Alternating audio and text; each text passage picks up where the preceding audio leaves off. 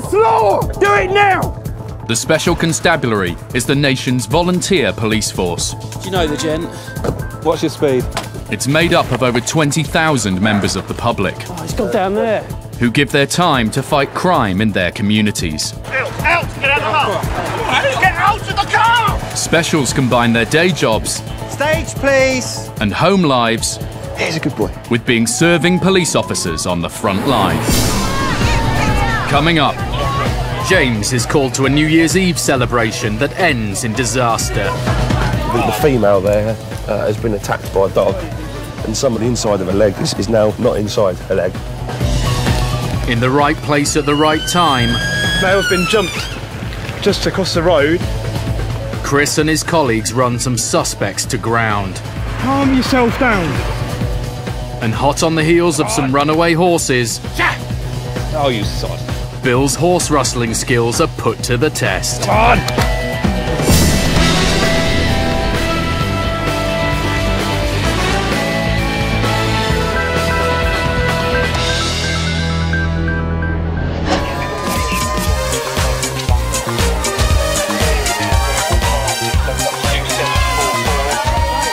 It's New Year's Eve, and Special Constable James Chatfield is heading out on shift with fellow Special Glenn Dobby. I'm thinking tonight it's going to be a reasonably busy shift.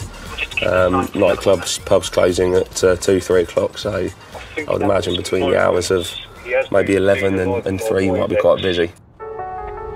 It's 20 to 7, we've got 5 hours and 20 minutes left for this year. Plenty of time for the alcohol to flow and the drunken revelry to get out of hand. But the first call that comes in isn't quite what they expected. An RTC, Bridge Street in Wistow. The car has crashed into the bridge. They arrive to find the driver waiting in his car. He's unhurt, but the side of the car has taken quite a bashing. Have you had anything to drink tonight? No. You're out, what are you doing? You're out working? Yeah, deliver pizzas. Whose vehicle is it? It's yours, is it? Where did you come off? The corner. The corner up there? OK, we'll have to go and right, we'll have to go and have a look at that.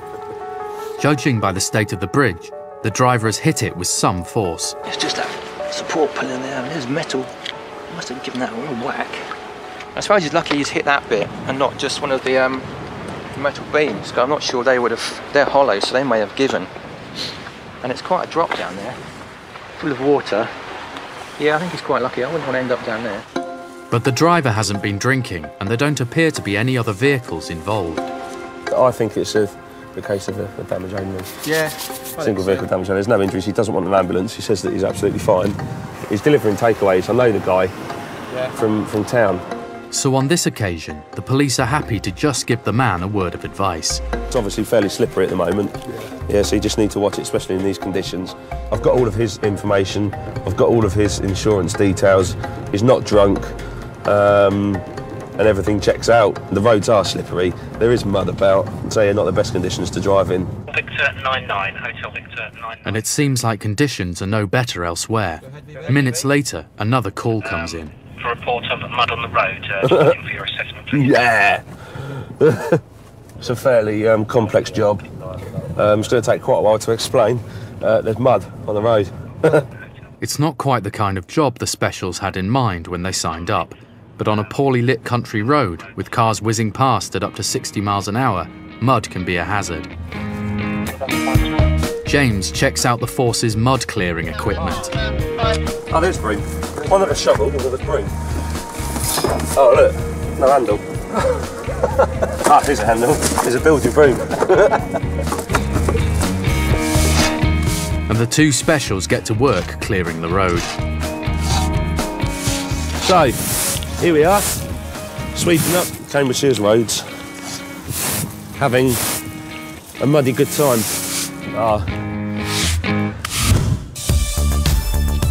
James volunteers 50 to 80 hours a month as a Special, and when he's not policing, he works as an estate agent. My day job is kind of similar in the fact that it's office-based, doing paperwork and out and about, but the difference is the people that you're dealing with. In the police, you get called to someone, you're there to help them to resolve a situation. In a estate agency, you're helping someone look for a house, so I guess it's still helping people, but totally different. Anything on you that will hurt us? No. Will hurt you? No, you sure? James doesn't get paid to work as a special, but unlike some of his colleagues, he has no aspirations to become a regular police officer. Doing it once a week, twice a week, is enough for me. To think I could go to work doing my normal job, which I enjoy, and think, tonight I'm going out in a police car, I'm going out and I'm fighting crime. That's enough to keep me going. Tonight, James is out with fellow special Glenn. When he's not policing, he works as a warehouse manager. People like to rock, people like to roll, but moving and grooving, no satisfy my soul. It's now almost midnight, and the New Year celebrations are in full swing. So with no immediate jobs to attend to, James and Glenn decide to see in the new year with some familiar faces. So here we are, New Year's Eve in Warboys. We thought we'd do a bit of PR, let everyone know that we're here. Happy New Year! There were various people there. There was some off-duty PCSOs, some off-duty police officers, and most of Warboys Village turned up as well to see in the new year at the clock tower. It's quite nice. But the community spirit in Warboys isn't necessarily present everywhere else. And once the clock strikes midnight, the trouble begins. Actually, domestic in progress. We're going to domestic in progress now, involving a dog. I'm not too sure what that means. I don't know if someone's been bitten by a dog or what. In a situation like that, I'm fully aware that I am putting myself into a dangerous situation. I do it because someone's asking for help. Police. Yeah. They arrive to find a woman in the kitchen with a serious wound to her leg. The dog had attacked her. Again, I don't know why the dog had attacked her, but it was the lower half of her leg along at the back of her calf. Looked like it had been clawed or bitten in several places, and the skin just ripped open. I remember seeing the inside, what I can assume was her calf muscle poking out of the wound. BB Hotel Victor 99. Victor 99. It's a little bit tense here at the moment. Can we get an ambulance, please? The female has been attacked, looks like been attacked by a dog, quite bad injuries to the bottom of her leg. It appears that the woman had been having an argument with her boyfriend when the dog went for her. The dog got scared. She was apparently going for her partner, whose dog it was, and the dog, I believe, got confused as to what was going on. And obviously a dog's instinct is if someone's being attacked, they attack that person. Another woman in the house saw what happened. Because she come down the stairs, kicking off, and the dog went for her. Because she started going for everybody. The dog is now tied up in the garden, but the house is full of agitated people who have been drinking. We're not going to get anywhere while you're shouting as well. Listen, we're not going to get anywhere like this, are we? There was 4 or 5 adults in the house. There was children downstairs, children upstairs, and lots of arguing going on. And all of those people, and myself and my colleague, that was it. There was 2 of us against 4 or 5 of them. James calls for backup and does his best to take the heat out of the situation as they wait for the other unit to arrive. Well, is it all right if you just come and sit in here just to calm the situation down a little bit, yeah? Just go and take a seat in your front room. Other officers arrive and James brings them up to speed. But it's still a little bit confusing as to what's actually gone on. Everyone's hammered. She's been attacked by a dog. The priority now is to get the injured woman to hospital. But as it's New Year's Eve, the officers have been told there could be a 2-hour wait for an ambulance. So they decide to take her to hospital themselves. Basically, we've got the female here that's been carted off to hospital. The other people are okay to be left in the house. There's just been a massive argument. They've all been out, got drunk, and it's just turned into a total and utter mash of a situation. So we've resolved it by splitting them all up. Hopefully, we won't get any more calls here tonight. It's a job well done for the 2 specials, but the incident's not quite over yet. The injured woman's boyfriend suddenly appears, believing that the police have taken his dog. No, you can't do that. Get my dog out. The dog's not in there. Where is it then? The dog is still tied up in the back garden, and the penny then drops as the man realises his girlfriend is in the van. What, my girl's in the back? Yes. Bit leg, you put her in the back of a van? Oi! Yes. With a bit leg? She's going to hospital. Are you please done? stop swearing. Come on, you're supposed to be proper police Stop officers. You put a swearing. woman in the back of a Go van. away, go away, stop swearing. You Right? put a woman in the back of a van with a bleeding. bin. And you put her in the back of a van. You stop. Let me walk in. The woman is taken to hospital, where she'll receive treatment for her injured leg. It's now 3:30 a.m, and James and Glenn were due to finish their shift half an hour ago. But in the early hours of New Year's Day, Cambridgeshire police are having to deal with 4 times the usual number of incidents. And just as the specials head back towards the police station, yet another call comes in. Domestic in progress, immediate, great. A lot of the time that Cambridgeshire police dedicate their time to is to domestics. I'd say that some people feel that they can't deal with their own problems. They get themselves into such a mess that they need someone else to come and deal with it, which is why they end up calling police. Phone line is open, I can hear screaming, and it sounds like a door being kicked / punched. Sounds reasonably violent to me.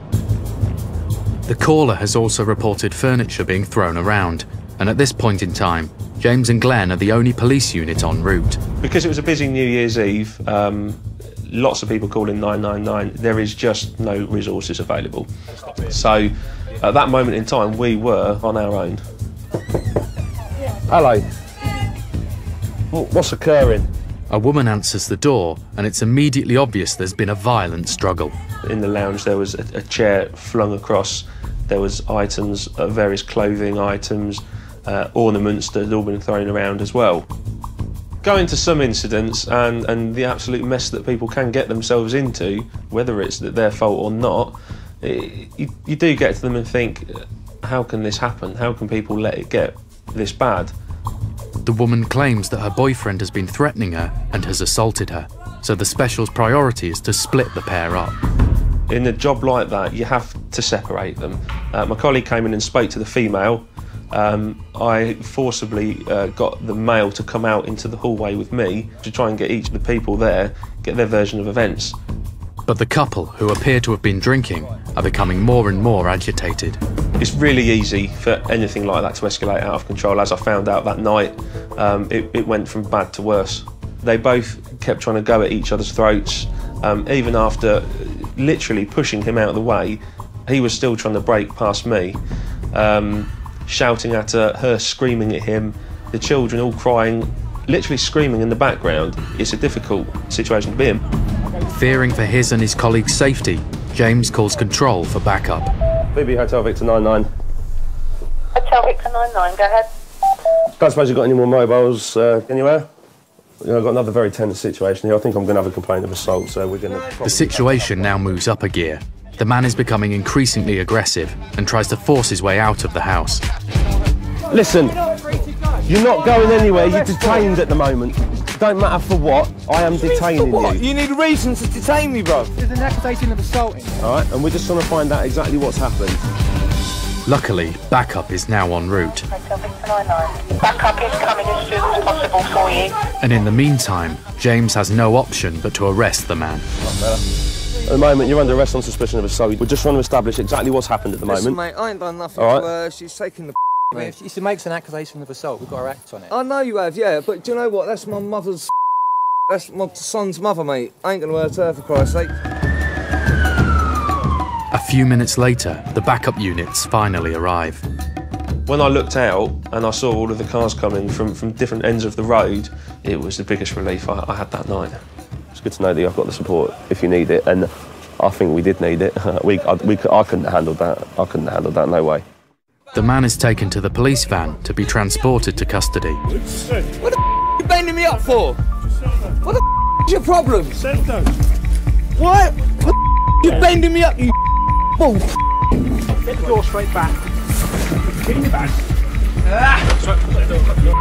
Idiot. And now, 12 hours after they started their shift, James and Glenn can finally say goodbye to New Year's Eve 2012. The final word is it's 6 o'clock in the morning. I was meant to be in bed by about 3:30. Between the hours of 10 p.m. and 6 a.m, Cambridgeshire Police dealt with almost 350 incidents, and the specials had a vital role to play. On New Year's Eve, the fact that we spent midnight with a whole village of people, off-duty officers, it was great being part of the community. And then at the end of the night, being in those two really violent situations, still helping out the community, the feeling of satisfaction after we left that, to think that we've resolved that, and now I'm going home. I'm going home to bed and can think that, yeah, I'm going to get up and have a good New Year's Day. The man who was taken into custody on suspicion of assault was later released without charge.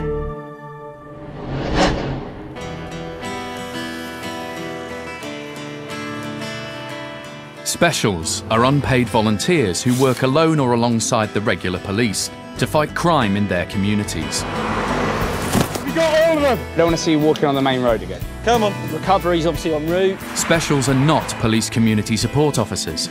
They're fully fledged members of the police force who have the same powers in law as their paid colleagues, including the power of arrest. Stop it! Move over. No, no, no, no! Move out of the way. No. Within many special constabularies, officers can rise through the ranks, from constable all the way to chief specials officer. Ouch, I found a thorn. Let me remind you, you're under arrest and everything you say will be written down. Specials work 16 hours a month or more as volunteers and undertake all kinds of duties, from policing community events to arresting hardened criminals. Upper India 3-5, show myself 2-9 and 3-1 go now. 8 p.m. and Special Constable Chris Hallett is on shift with the Impact team, a dedicated unit which focuses on prolific criminals, tackling crimes such as car theft and burglary. I'll say the Impact team is a different way of policing. We're in plain clothes in a plain vehicle. You've got intelligence on people. They know where they live and they know the areas that they're targeting. Barely minutes into the shift, and the team have already received a call about a possible break-in at an industrial estate. A security guard called through say that 2 males are climbing the fence next to a railway. When I'm going to a job like that, we just want to get there as quick as we possibly can and catch them red-handed. Chris has been in the specials for a year and happily gives up his evenings and weekends to help his regular colleagues police the streets of Cambridgeshire. My main goal is to help people and get mostly life experience out of it. You don't know what to expect. Yeah, it's always different. It's exciting. It's such a large range of jobs as well, so yeah, enjoy it. And when he's not out on the beat, he works as a site manager at 2 police training centres. I basically look after some of their buildings, maintain it, look after contractors, make sure security is where it should be. I'm very passionate for working for Cambridgeshire Constabulary. I've got a lot of respect for them and what they do. Tonight, Chris and his colleagues are hot on the heels of 2 males who have allegedly been spotted trying to break into an industrial estate.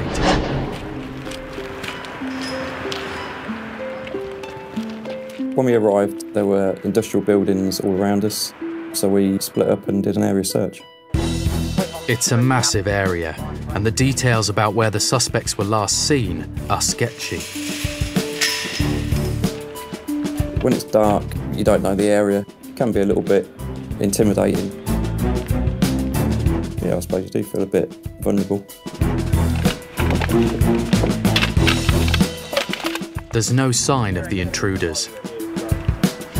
The area was so big, it wasn't very well lit.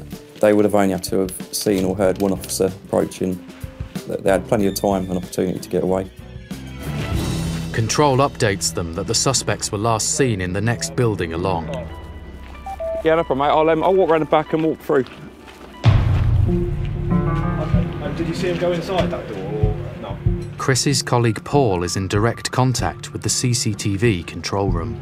That blue door there is where he said they were at. He said, can you make sure it's secure? And it doesn't look like they've gained entry, but the bloke at the central monitoring station, he can only see a certain amount of this area, so we'll just double check it, make sure it's all secure, and then we'll leave it as. The police head back towards their car, but just as they're about to leave the premises, an unrelated call comes over the radio about a suspected mugging which has taken place just yards up the road. As we've been here, A male's been jumped just across the road, and there's 5 suspects who are currently walking down Fort Road. There's one single crewed officer trying to stop them.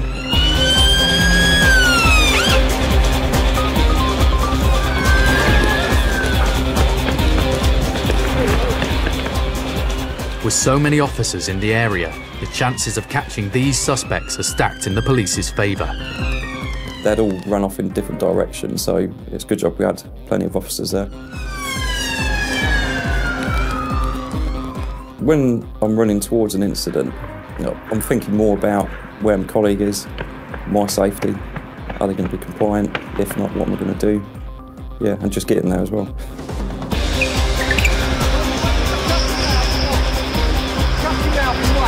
Chris arrives just as the suspects are cuffed. 5 men are caught running from the area where the street robbery took place. As a special, on that particular shift, numbers were important because of the amount of males that were detained. If I wasn't there, maybe one of them would have got away. Calm yourself down. Down the floor. Do it on a van. After an interview with the robbery suspects and the victim, the suspects were released without charge, and the crime has been filed pending any further information coming to light. Nobody was ever found in connection with the suspected break-in at the industrial estate, and no evidence was found of an attempted burglary. Working with this team was very different from Chris's usual shift as a special, policing the streets, but it was a challenge that he relished. Working with the Impact team, something I'd love to do again. It's a different way of policing. It's exciting. It was very different to a normal shift due to the fact that we were in plain clothes in a plain vehicle. Yeah, we got to get involved in stuff and sort of see it through to the end, which was good. It was, yeah, I enjoyed it.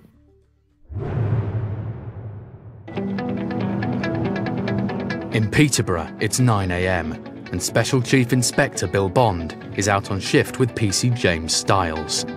They've just received a call about some runaway horses. We've been dispatched to a report of some horses loose on the A47. We're not quite sure of the location, so we're going to go to the most likely, which is where some horses are known to stray onto the road. This isn't the first time Bill's been to an incident of this kind. In Cambridgeshire, there are a large number of horses left to graze on public land, and escapes from fields are commonplace. I think it's a problem throughout the county. We have lots of people who keep horses and seem to be terribly concerned about what they're doing. If they get onto a fast road, they can move unpredictably, cause vehicles to swerve, cause collisions which are potentially fatal. Before becoming a special, Bill spent 12 years in the army and 14 years in the civil service. I rejoined the Special Constabulary when I left the civil service because with my previous experience I felt it was something I could usefully contribute to. There's going to be a penalty of £60. I get an immense feeling of job satisfaction out of being a special. Having been in the army and the civil service, I'm used to the sort of the big organisation feel, and I get that again in the police. Bill now devotes up to 180 hours a month to working as a special, alongside running a small lettings agency. I'm fortunate in that I've got a small company that runs quite smoothly. There are some things that I have to do, but equally there are some things that I can delegate, and it gives me the freedom to come and police for the greater part of my time. Today, Bill and James are hot on the trail of some runaway horses. How good's your horse rustling, Bill? Not terribly. They need to find the animals as quickly as possible, as they could be a hazard to passing traffic. But they're not sure of the horse's exact location. Here, horsey, horsey, horsey, horsey, horsey, horsey, horsey. Can you see any horses down there? Can't see any horses down there, James. But then James suddenly spots one up ahead. Hey, here we go. Here we go. Oh, they're all out. Whee! It's great fun. Whee! Where have you got out from, fellas? It's an offence to allow your horses to stray onto the highway, so fences around fields need to be well maintained. Fence is down. This fence is clearly broken, and the horses are now only feet away from a very busy road. James tries to coax them back into the field. In we go, come on, this way, oi! Dumbass. Back in the field, come on! But these steeds are having none of it. You stubborn horse. Bill decides to opt for a more forceful approach. Go on. Go on. Get in there. Get in there, thing. Come on! Ah! Oh, you sod. You can lead a horse to water, but you can't make it drink. And these ponies are going nowhere. There, come on. We're going to go this way. Luckily, reinforcements arrive in the form of a helpful passerby. Can you do me a favour? Yeah. Stop this lot from coming back out the field. Thank you, and I'll try and get these next ones in. Grab his head collar. Doesn't like it. They'll go where their nose goes. Go on! Come on! Yes! Come on. Between the three of them, they manage to get the horses back in the field. Good horse. Now they just need to fix the fence and hope that these mischievous mares won't try to make another run for it. We didn't have the tools to do anything about the fence with its broken posts. The best we could do was put some blue and white police tape across the gaps and hope that the wind fluttering in it would discourage the beasts from breaking through, certainly until our shift had finished. Bit of luck, this flutter will scare them off. It's more visual than practical, but hey. For now, the horses are out of danger and are no longer a threat to passing traffic. But Bill knows that this is only a short-term solution to a long-term problem. I must admit I get frustrated by the issue of horses on the roads. We have these animals that are kept. I think a lot more could be done to ensure their welfare and to keep them where they should be. I would shake your hand, but we're both going in. Okay. There you go. Thank you very much. Cheers.